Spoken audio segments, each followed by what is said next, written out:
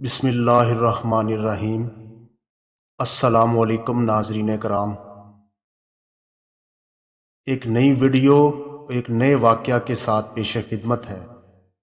Video کا عنوان ہے عبادت الہی کا صلہ۔ بنی اسرائیل میں دو بھائی رہتے تھے، جن میں ایک مسلمان تھا اور دوسرا کافر، اور دونوں دریا پر شکار کیا کرتے تھے۔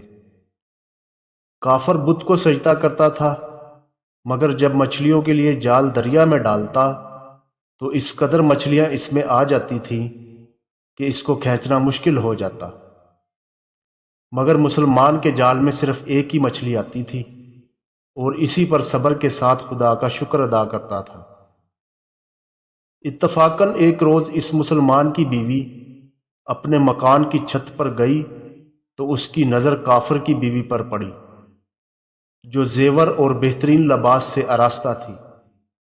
یہ دیکھ کر اس مسلمان کی بیوی کے دل میں وسوسہ پیدا ہوا کہ کاش میں بھی ایسی ہی ہوتی اور میرے پاس بھی اتنا زیور ہوتا۔ تو کافر کی بیوی بولی، تو اپنے شوہر کو آمادہ کر لے، وہ بھی میرے شوہر کے معبود یعنی بت کی عبادت کیا کرے، تاکہ تو بھی میری طرح مالدار ہو جائے۔ یہ سن کر مسلمان بھائی کی بیوی غمزدہ سی ہو کر نیچے آئی، اور جب اس کا شوہر گھر آیا تو اس نے بیوی کا حال متغیر دیکھ کر دریافت کیا، آخر کیا بات ہے جس سے تو اس قدر غمزدہ معلوم ہوتی ہے؟ تو بیوی کہنے لگی، بس میاں، یا تو مجھے طلاق دے دو یا اپنے بھائی کے معبود کی پرستش اختیار کرو۔ یہ سن کر اس کے شوہر نے کہا کہ خدا کی بندی، تو خدا سے نہیں ڈرتی؟ ایمان کی دولت کے بعد یہ کفر کی باتیں کرتی ہے۔ تو عورت بولی، بس مجھ سے اب زیادہ باتیں نہ بناؤ، میں ننگی بچی نہیں رہ سکتی، جبکہ دوسری عورتوں اور خصوصاً تیرے بھائی کی بیوی کو میں دیکھ رہی ہوں کہ وہ زیورات اور عمدہ لباس سے آراستہ رہتی ہے۔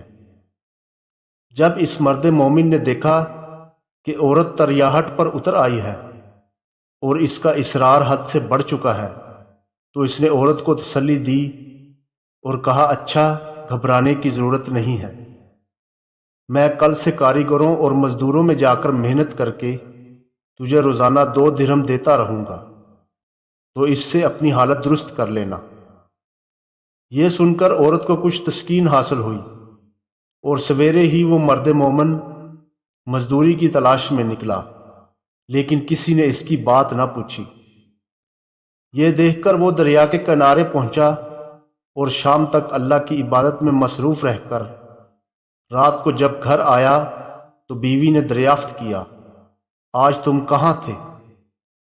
تو وہ کہنے لگا، میں بادشاہ کی خدمت میں تھا، اس نے مجھ سے 30 دن کام کرنے کی شرط کی ہے۔ عورت بولی کہ وہ آخر بادشاہ تم کو کیا دے گا؟ تو اس نے جواب دیا کہ میرا بادشاہ بڑا کریم ہے اور اس کے خزانے مال و دولت سے بھرے ہوئے ہیں، وہ مجھے وہ دے گا جو میں چاہوں گا۔ چنانچہ اسی طرح برابر وہ اپنے معبود برحق کی عبادت میں مصروف رہا، اور 30ویں رات ہوئی تو بیوی نے کہا، سنو میاں، اگر کل تم نے مجھے مزدوری لا کر نہ دی تو تم پر مجھے طلاق دینا لازم ہو جائے گا۔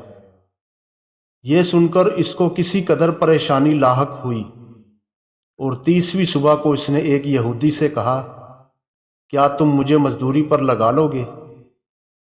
یہ سن کر یہودی کہنے لگا کہ ہاں، تم کو مزدوری تو مل جائے گی، لیکن شرط یہ ہے کہ میرے پاس تمہارے کھانے پینے کا کوئی انتظام نہ ہوگا۔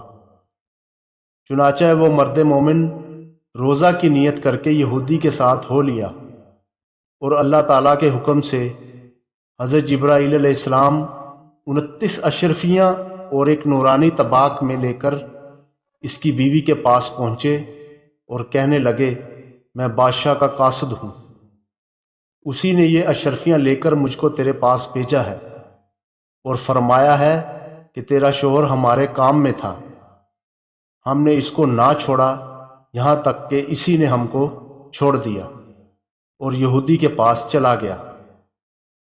اگر وہ ہمارا کام کرتا تو ہم اس کو اور زیادہ اجرت دیتے، بس یہ ایک اشرفی کی کمی اسی وجہ سے ہوئی ہے۔ چنانچہ وہ عورت ان میں سے ایک اشرفی لے کر بازار گئی جس پر لا الہ الا اللہ وحدہ لا شریک لہ لکھا ہوا تھا۔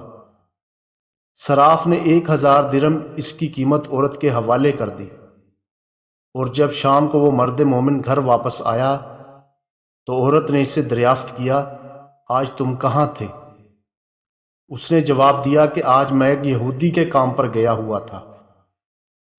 تو بیوی کہنے لگی کہ آخر بادشاہ کی خدمت ترک کر کے تم دوسرے کی خدمت کیوں کرتے ہو؟